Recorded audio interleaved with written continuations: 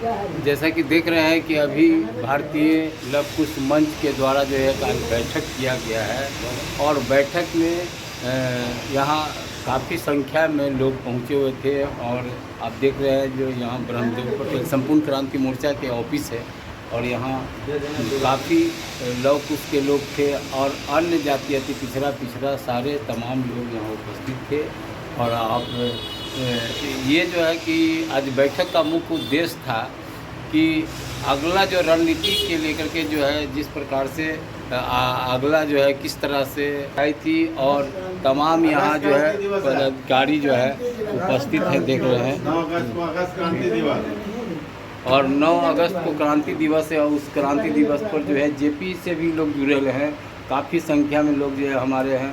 शंकर पटेल जी हैं जो कि बहुत वरिष्ठ नेता है जदयू का, और ब्रह्मदेव पटेल हैं, सत्येंद्र सिंह हैं जो है क्षत्रिय कुर्मी विकास परिषद के जो है सत्येंद्र सिंह प्रदेश अध्यक्ष हैं। राजेश पासवान जी हैं जो बहुत ही कद्दावर नेता जो हैं, और खास करके रमेश जी हैं, गणेश जी हैं, और ये इंद्रदीप चक्रवर्ती एडवोकेट इंद्रदीप चक्रवर्ती जो है वरिष्ठ एडवोकेट भी हैं। और साथ में यहाँ जेपी आंदोलन के जो है स्वतंत्रता सेनानी सरोज देवी भी हैं। आप देख सकते हैं कि किस तरह से काफ़ी संख्या में लोग इस कार्यक्रम में उपस्थित हुए हैं। और इस जो अगला जो है सम्मेलन की जो तैयारी इन्होंने किया है कैसे सफल होगा इसके भी चिंतन मंथन किया गया है। और साथ ही एक बहुत बड़ी निर्णय लिया गया है 2025 का चुनाव जो है कि किस तरह से जो है संपूर्ण क्रांति मोर्चा के द्वारा जो है कि 243 सीटों पर चुनाव लड़ने के लोगों ने तैयारी की है। यदि देखिए वीडियो अच्छा लगता है तो लाइक कीजिएगा और अधिक से अधिक लोगों के पास शेयर कीजिएगा। धन्यवाद।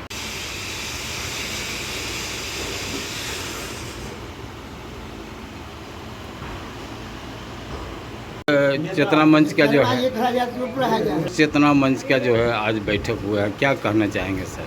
क्या बैठक? भारतीय लव कुश मंच है, चेतना नहीं है। अच्छा, चेतन तो लोग है और सत्ता पर कब्जा करने की बात है। भारतीय लव कुश मंच के पदाधिकारियों की एक दिवसीय बैठक थी। बैठक जी संपूर्ण क्रांति मोर्चा के कार्यालय में ब्रह्मदेव पटेल की अध्यक्षता में संपन्न हुई। इसमें सबसे महत्वपूर्ण जो निर्णय लिया गया है कि आगामी 9 अगस्त 2025 को जो भारत छोड़ो आंदोलन हुआ था 42 में, वो ऐतिहासिक दिन को कृष्ण मेमोरियल हॉल में एक बड़ी सभा करके रैली करके मनाया जाएगा। इसलिए कि जो भारत में आंदोलन हुआ था अंग्रेज़ों को भगाने के लिए और बिहार में जो आंदोलन हुआ वह 9 अगस्त को क्रांति दिवस के नाम से जाना जाता है। और 7 शहीद हुए हैं, उसमें 5 ओबीसी के आदमी हैं, एक राजपूत जाति के हैं, एक ब्राह्मण जाति के हैं। विडम्बना है पत्रकार साहब कि लड़ने वाले पिछड़ी जाति के लोग हैं, लेकिन सन 52 में चुनाव हुआ तो भूमिहार लोग सत्ता पर कब्जा कर लिया। आज तक वही लोग कब्जा कर लिया। जरूर बीच में कहने के लिए कुछ यादव, कभी कुर्मी, कभी पासवान मुख्यमंत्री होते रहे, लेकिन भूमिहारों के गिरफ्त तो बाहर नहीं गए। जो कुर्सी है उसमें घून लगल था और वो घून को खाते रहे। हम लोग पूरे बिहार के लव कुश जाति से और इसके साथ चलने वाले चंद्रवंशी हों, पासवान हों, बेलदार हों, नाई हों या जितनी ओबीसी जातियाँ हैं या दलित जातियाँ हैं, सबको हम लोग लव कुश के बैनर में लाएंगे। और 9 अगस्त को एक ऐतिहासिक प्रोग्राम होगा कृष्ण मेमोरियल हॉल में, और उसमें हम लोग कोशिश करेंगे कि जो बिहार हिंदुस्तान में ओपोजिशन के नेता हैं, नए उभरते हुए नेता हैं, राहुल जी, माननीय राहुल गांधी, वो अभी ओपोजिशन के नेता हैं, पार्लियामेंट में इंदिरा गांधी के पोता हैं, तो उनको बुलाने की कोशिश करेंगे। हम लोग कांग्रेस के लोगों से बात करेंगे। यहाँ कांग्रेस के 2 पदाधिकारी हैं, एक प्रभारी है, एक प्रदेश एक अध्यक्ष है, और भी दूसरे नेताओं से जो पिछड़ी जातियों को, जो ओबीसी को, जो दलित को आगे बढ़ाएगा।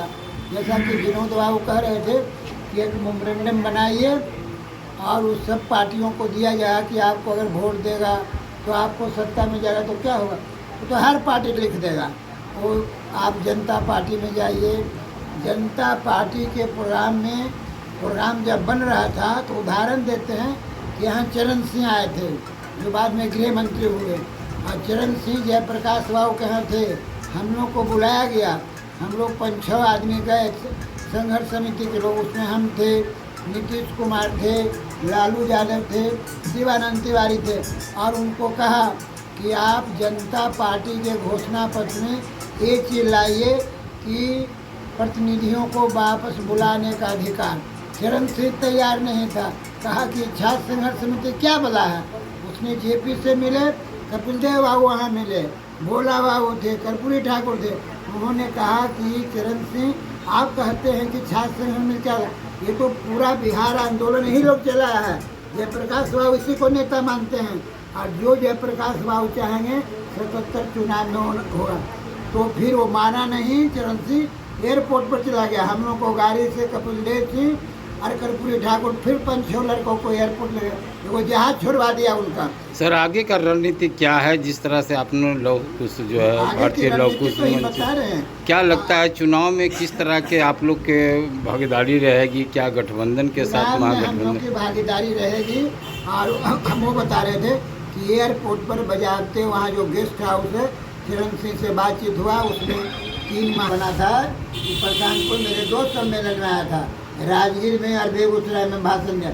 हम उसके 3 मीटिंग में गए, ये कर्पूरी गांव में गए जहाँ कर्पूरी जी का घर है, फिर भितहरवा गए जहाँ गांधी जी आए थे, और फिर उसका कौन हाउस है वो है, वहाँ एक बड़ी मीटिंग थे कार, उसमें गए। लेकिन उन्होंने कहा कि पटेल जी बंद कमरे में बात हुई कि संपूर्ण क्रांति मोर्चा को जन स्वराज में शामिल, हम कितने भरे नहीं होगा, तुम हमसे मोर्चा बना सकते हो लड़ाई में। चुनाव के समय कोई बात ही नहीं था, उसकी पार्टी भी नहीं बने थे, और तो चुनाव के समय आप जाहिर हो गया वो क्या कर रहे हैं। इसलिए लड़ाई में हम किसी से, भारतीय जनता पार्टी और नरेंद्र मोदी को उखाड़ने के लिए हम लोग किसी से दोस्ती कर सकते हैं। नीतीश से भी आग्रह करते हैं, और पहले भी किए हैं कि आप भारतीय जनता पार्टी को छोड़ दीजिए, हम लोग तरफ आइए, नहीं तो जैसे सिरिंज से डॉक्टर खून निकालता है, आरएसएस के लोग अपना खून आपको निकाल रहा है, लेकिन आपका शरीर मर जाइएगा। जिससे आपकी दोस्ती हो जाएगी उसको दूध का धोया हुआ हो जाएगा, बाकी नहीं होगा, उसको जनता तय करेगा, हम नहीं करेंगे। ये पत्रकार का समझ गलत है, ये प्रदीप पासवान का, कि हमारे साथ है वो चोर चोरे रहेगा, गुंडा गुंडे रहेगा।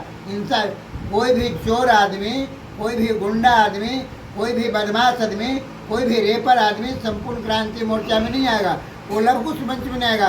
जो ईमानदार होगा, कर्मठ होगा, लड़ाकू होगा, जगदेव प्रसाद के विचारों को मानेगा, सरदार पटेल के विचारों को मानेगा, कर्पूरी ठाकुर के विचारों को मानेगा, अम्बेडकर के विचारों को मानेगा, सरदार पटेल के विचारों को मानता है। हम तो गांधी जी को नहीं कभी लाए, सुभाष चंद्र बोस के।